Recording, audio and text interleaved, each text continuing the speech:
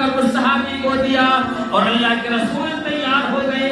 تمام صحابہ بلند کر رونے لگے کہ یہ کیا ہو رہا ہے, یہ کیا ماجرا ہے میرے دوستو. اور وہ صحابی بھی تیار ہو جاتا ہے, لیکن پھر وہ صحابی کہتا ہے کہ اللہ کے رسول آپ کا گھوڑا جس وقت میرے پیٹھ کے اوپر لگا تھا, میرا پیٹھ کے اندر کپڑا نہیں تھا بلکہ ننگا بدن تھا.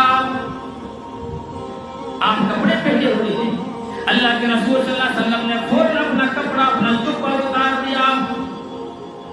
اپنا پورے صحابہ پورے مسجد نبوی کے اندر صحابہ کرام کے اندر کوہرام مچا ہوا ہے.